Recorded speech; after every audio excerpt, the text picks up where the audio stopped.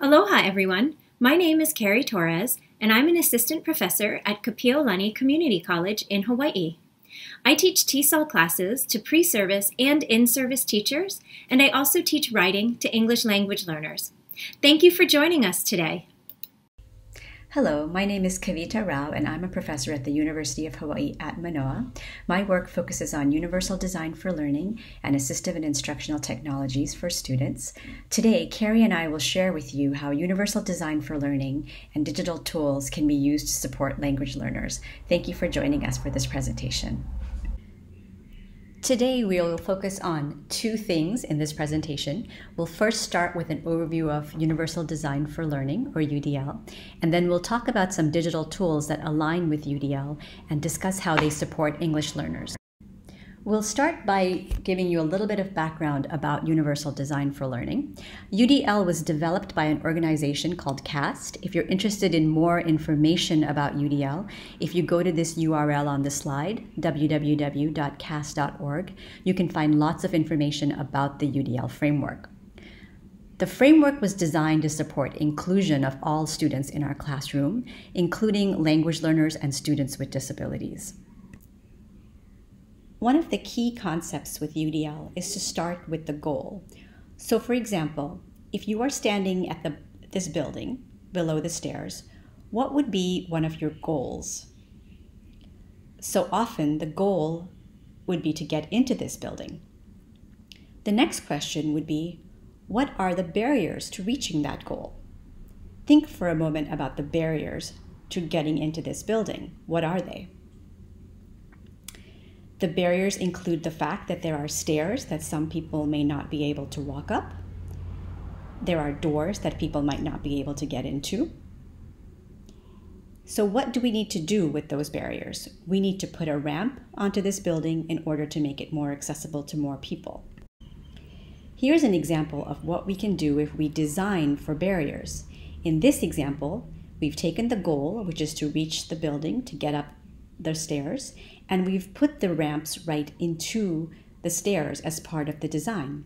So this is an example of how you can universally design something in the environment by thinking about the goals first and then reducing the barriers with good design. When you build in the access with design, you make this area accessible for many people. This could be helpful with someone with a wheelchair. It could be helpful for someone with a cane. It could be helpful if you have your bicycle or a skateboard, or you have a suitcase that you're dragging behind you. So this makes it accessible for many different people. A key concept behind universal design is that if you build in supports, many different types of people can benefit from those supports.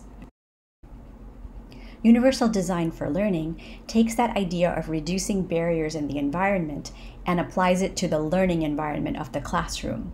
By building in supports from the start, we can increase cognitive access to curriculum and instruction for our students.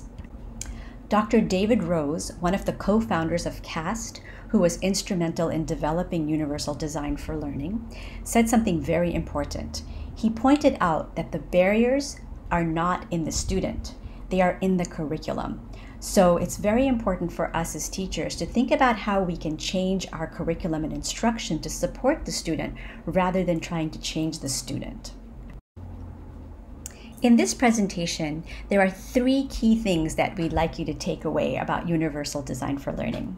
The first thing is that all students learn differently.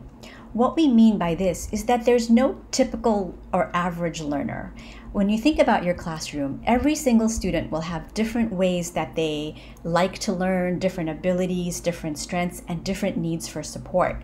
So it's not just the students who we think of as needing help who might have different ways to learn, but all students learn differently. And Universal Design for Learning allows us to start thinking about how we can put in supports to help all the different learners that we have in a classroom. The second thing that we'd like to emphasize is that as teachers, we can provide supports for all of these different ways that students learn by planning ahead. If we think about the goals that we have for our instruction, we think about what the barriers are, we can then build in those ramps or provide those supports by planning ahead. UDL gives us a wonderful framework to start thinking about how we can support our learners as they're learning in the classroom.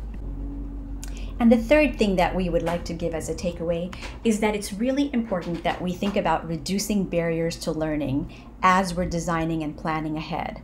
So if you think about what you are teaching and then you think about what skills students need to have to master that concept, you can then ask yourself, where are the challenges going to lie? Where are the barriers for learning? And then you can build in those supports to reduce those barriers. In today's presentation, we will focus on some ways you can reduce those barriers using various technology tools. The UDL guidelines have 3 principles, 9 guidelines, and 31 checkpoints. These guidelines can be downloaded from udlguidelines.cast.org. If you go to this website, you will also find the UDL guidelines translated into several languages, including Korean. The UDL principles are based on research that was done on how we learn. CAST broke the learning down into 3 different principles. The first is the why we learn. The why is really important because it's what engages us, it's what motivates us, it's what connects us to the learning. So one of the principles of universal design is to provide multiple means of engagement. The guidelines under multiple means of engagement focus on how we can engage the learner in their learning.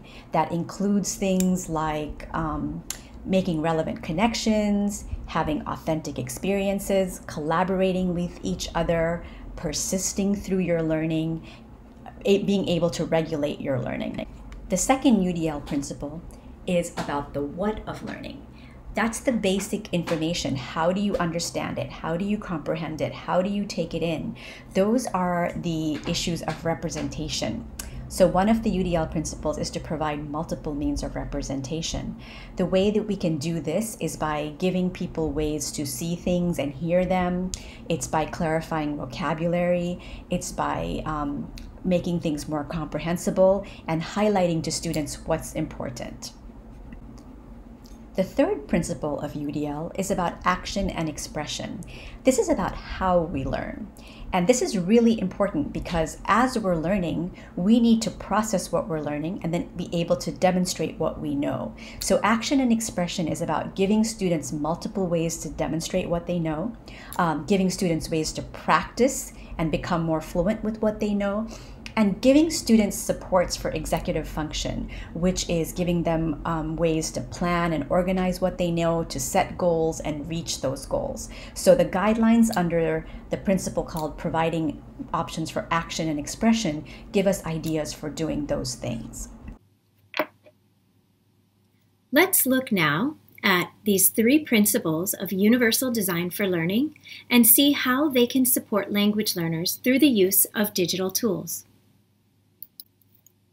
As you just learned, multiple means of representation is related to the what of learning. This is related to input, and we know that input can often be a barrier for English language learners. And input can be reading and listening comprehension, and that listening comprehension can include teacher talk and teacher instructions. So if we use multiple means of representation and present information and content in different ways, it can help to make input comprehensible for our learners. Let's take a look at a few digital tools that we can use to do this. There are a variety of digital tools that we can use to support input and to make input more comprehensible for our English learners. I'm going to just describe 2 of them today, but there's several that you can see right here, and there's several more on our School Virtually website. The first one I'm going to talk about is Read and Write for Chrome. Read and Write for Chrome is an extension to Chrome which allows students to use a text-to-speech feature. Text-to-speech can be very helpful for language learners who have difficulty reading or difficulty decoding, because they can see the words and hear them at the same time. It can also be helpful for learners who have learned most of their English through listening and haven't done as much reading, because often they may know a vocabulary word, but they don't recognize it in spelling because English can look so different in written form than in spoken form. So Read and Write Chrome can support learners this way. It can also help learners who get fatigued from reading when it's such a challenge, because listening and reading at the same time can lighten some of that load. Read and Write for Chrome also provides vocabulary support. Students can click on vocabulary words and definitions can pop up. This quick access to vocabulary support can help learners better understand and feel more confident continuing and persisting. Edpuzzle is also a great digital tool to support students' comprehension of video material. With the tool Edpuzzle, teachers can upload any of their own videos that they have created. These can either be narrated PowerPoints or any other type of video, screen captures, or anything else that they have created for their students. They can also use YouTube or Khan Academy or other videos that are available on the internet. With Edpuzzle, you can embed questions throughout the video so that students can pause, reflect, and check their understanding of the information presented. You can do multiple choice or short answer questions. If the student answers incorrectly, the program will prompt them to see if they want to rewind and review the previous section, and then they can try to answer again. It's also great for teachers because you get data from Edpuzzle on how all of the students did on each of the questions. The next principle of universal design for learning is to provide multiple means of engagement. And this is the why of learning. This helps learners get engaged, interested, and stay motivated. It's also related to students' affective filters, which we know from second language research is very important. So when students feel engaged, confident, safe and secure, and certain that they have the ability to be successful, they are much better equipped to acquire a language and participate in language activities. So through providing multiple means of engagement, we can stimulate students' interest and motivation in a variety of ways. We can create relevance and provide choices, as well as to help create a community of learners, which can help to build students' self-confidence and encourage them to engage with learning. Now let's take a look at some digital tools that we can use to provide multiple means of engagement to support our language learners. These are a few digital tools that we can use to provide multiple means of engagement for our students by supporting interest and building community. Online checklists can be provided to engage and check in with students. This can be done very easily in Google Forms and can provide options for students to respond with how they're feeling and to ask any questions that they may have. They can also be used for assignments. This could be either weekly assignments or daily assignments. Teachers can provide a list of all of the different steps required to complete an assignment or all of the different activities required for a given week. Students can then check them off as they're doing them, and then they can also have space at the bottom to share information on something that they learned and something they have a question with, kind of like you might use an exit slip in a face-to-face class. This allows teachers to check in, see how students are doing, and see their progress. It also allows students to monitor their own learning and their own progress as well. And it's just another way to communicate with students without it being yet another email. Padlet is another great tool that builds community and communication among students. It's like a virtual bulletin board where students can post and everybody can see their post, and then they can comment and reply to each other. The teacher can provide a topic and even can provide columns, and students need to comment related to the topic of their column.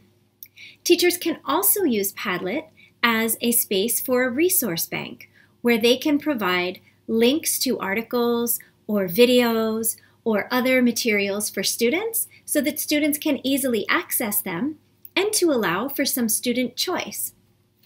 For example, you might provide students with an article and a video on the same topic, and they can choose which method they would like to use to learn that information. We can also help to engage our students by providing regular and clear feedback. And here are a variety of digital tools that we can use to support feedback for our learners. Quizlet and Memrise are different types of digital flashcards. Students can use these independently, or they can have collaborative vocabulary practice activities and games. GoConquer and Google Forms are also two platforms that can be used for formative assessment. Students can answer questions, fill in the blank, choose multiple choice, and then these can both be set so that the students can see their answer, and if they've gotten it incorrectly, they can go back and study and try again. Teachers can also get data from both of these applications to see how well their students are doing and which questions students struggled with the most. Then that can give the teacher information on what they may want to provide additional support and instruction for. Another great tool for feedback are video creation tools. These can be anything as simple as a smartphone video or a webcam video. And students can take video of themselves speaking, giving a presentation, or using language in another way, and then they can play it back and they can see where they did well and where they struggled. For certain more difficult topics, the teacher can even provide a model and then the students can try to replicate that model. So they can create the video and record it and re-record it as many times as they want. So this is a great way for students to get feedback from themselves, and then they can also share with peers or with the teacher to get more feedback. But they have the benefit of time, so they can re-record as many times as they want until they feel confident and proficient. The third principle of universal design for learning is multiple means of action and expression. And this is the how of learning. These are the strategies and how students are planning and performing tasks. And for language learners, it's a lot about how they're expressing their ideas and able to demonstrate understanding. This can also be where we support learners to set learning goals and track their progress. This can be while writing an essay or creating an oral presentation. So if we can vary how we ask students to express what they know by providing opportunities for them to express themselves in writing or by speaking or by using multimedia and other technology, this will help provide multiple options for language production. Let's look at a few tools to help support providing multiple means of action and expression for learners in online environments. Flipgrid is a great application for supporting students to present key information orally. They can record a video of themselves responding to a prompt or practicing a language form of some sort. The teacher can provide the prompt or can model a specific language form or vocabulary word for the students to repeat. Students can record and practice speaking, and they can delete and re-record as many times as they'd like after listening and hearing themselves. This is done asynchronously, so students have all the time they want to practice speaking and record and re-record before posting their video. After they post their video, students can respond by posting a response video. So this helps build communication and provides an opportunity for interaction. Even though it's not occurring exactly at the same time, this often is more beneficial for language learners, and they may be more likely to produce longer and more thoughtful answers since they have the time to think and practice before speaking. Book Creator and UDL Book Builder are two other great applications for supporting students to produce output in different formats. They are multimodal story building applications that allow students to type, add images, and then narrate their own stories. If teachers provide a template of what information they want to see on each page, it can also act as an organizer or an outline for students. It also includes a text-to-speech feature, so students can listen to what they've written before recording it in their own voice. As we're thinking about what digital tools to use, we want to do this as an intentional design.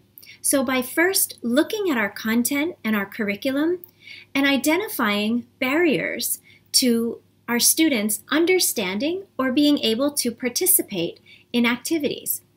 And then we can design our instruction with the students' needs and their language development in mind. We want to be intentional and think about their strengths, needs, and preferences, and then use these UDL-aligned digital tools to support making input comprehensible, to support providing opportunities for students to produce output and interact with their classmates, as well as to receive feedback, because all of these are essential components of language development. If you'd like to read more about using universal design for learning for supporting language learners, you can take a look at our book, which includes 4 classroom vignettes illustrating the UDL design cycle. So if you'd like to see what this could look like in an actual classroom, you can check out our book for some examples. If you'd like more information on distance and online learning, as well as design and digital tools, and low and no-tech resources for our distance and online learning environment that we're currently in, you can check out our website, schoolvirtually.org, that lists even more digital tools and has more information on universal design for learning as well. Our advice to you as you go forward is to start small and keep building. Choose one language goal that you want to focus on and choose one digital tool that you can use to support it. It's always better to start small and be successful. You can always add on more as you start to feel more confident. Have fun in the digital world.